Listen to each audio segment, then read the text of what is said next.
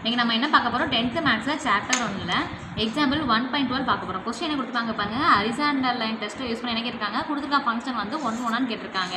இப்போ ABC 3 function கொடுத்துருக்காங்க. Horizontal line டெஸ்ட்டுக்கு என்ன பண்ணும்போது ஹரிசாண்டல் லைன் போட்டுக்கோங்க.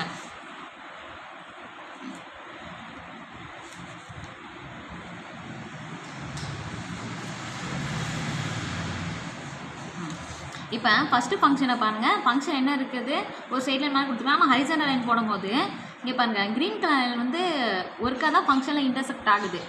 அதே மாதிரி பி பாருங்கள், டபுள், அதாவது 2 இடத்துல என்ன பண்ணுது, ஃபங்க்ஷனில் டூ பாயிண்ட் இன்டர்செக்ட் ஆகுது. இங்கே வந்து ஒரே ஒரு பாயிண்ட் பி, இங்கே என்னது பிக்யூ 2 பாயிண்ட் இன்டர்செக்ட் ஆகுது. இங்கே என்ன பண்ணுது பாருங்கள், இங்கேயும் ஃபங்க்ஷனாக ஒரே ஒரு பாயிண்டில் என்ன ஆகுது, இன்டர்செக்ட் ஆகுது. அப்போ இங்கே பாருங்கள் 1 ஃபங்க்ஷன்னா ஃபங்க்ஷனில் வந்து ஒருக்கா மட்டும் இன்டர்செக்ட் ஆனால் அதை என்ன சொல்லுவாங்க, 1 ஃபங்க்ஷன்.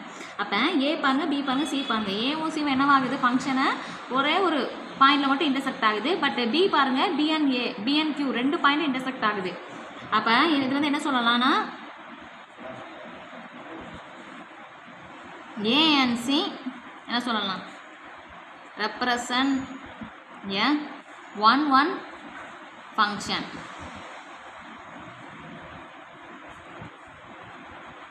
பி என்ன சொல்லிடலான்னா, பி பாருங்கள், does not